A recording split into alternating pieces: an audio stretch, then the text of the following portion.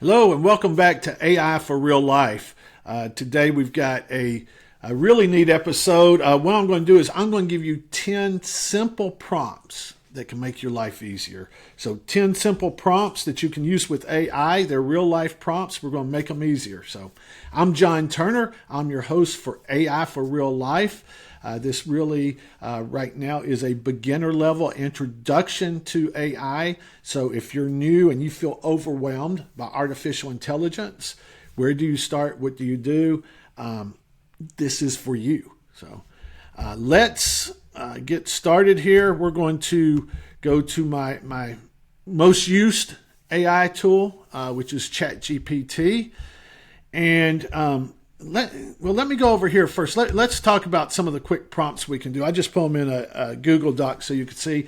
There's all sorts of different prompts. And prompting, that is the information that you are giving to AI. So whether it's ChatGPT or Claude or Perplexity, this is the wording, and you're saying, I want you to do this. We will get into later on about writing really good prompts, but these are simple prompts that you can do that you can use almost daily. So you could summarize this email in 3 bullet points. I actually have ChatGPT hooked up to my Google Drive so it can read my email, and I can have those work together real easily. Rewrite this message in a kind but clear tone. Or if you're too nice, you could say, hey, rewrite this message in a very harsh and stern tone. Whatever prompt you want to give it. Here are my tasks. Organize them into simple schedule for today. Man, wouldn't that be great just to know what tasks you got to do each day and just be able to knock them out? Make a 5-day dinner plan for 2 adults. We did something similar to that a couple of episodes back. You can have it make the grocery list based upon those meals. So you've got your grocery list right there. It can even break it down into whether it's in the dairy or the produce. If you really want to get fancy with it, it could tell you which store to go to because it can price shop for you. That's a whole nother lesson. And I will tell you, I had a really neat study that I did one time between some of the different grocery stores, and it really broke down. I put in some actual receipts, and it started breaking down where I could save money if I'd buy this over here and this over there. Made a lot of sense to me. Explain this like I'm brand new to it. You can use that for AI if you want to. Explain this like I'm brand new to it, artificial intelligence and how it works, or how the game of football works, or how I don't know, a car engine works. Just anything you want to know more about. I thought this was interesting too. This is one we came up with. Give me a 10th birthday gift. Give me 10 birthday gift ideas for a 14-year-old boy who likes sports. So we may put that one in there, just see what it comes up with. Plan a 3-day trip to Nashville for a first-time visitor. That one we're going to walk through a couple of these for you. So teach me the basics of budgeting in simple terms. A lot of people don't know about finance and budgeting, so that would be a good one for a lot of people. Or here are my to-dos for the week. Organize them in categories.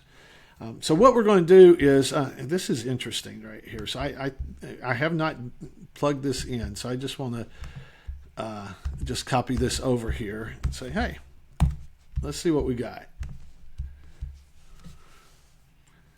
Very interesting.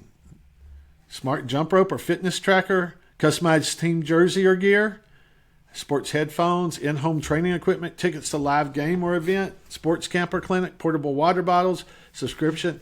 I mean, it just gives you a whole list. And then it says, if you want, I can narrow down ideas by sport, soccer, basketball, etc.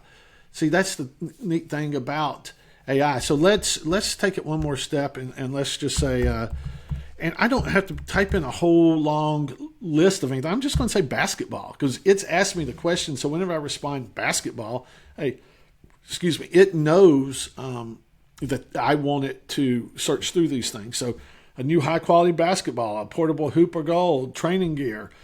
So it gives all sorts of product ideas, and it even gives me links here where I can find these things. I mean, have you ever shopped for a kid, especially one that you kind of knew but didn't know really well? It's like, man, I don't know what to get them.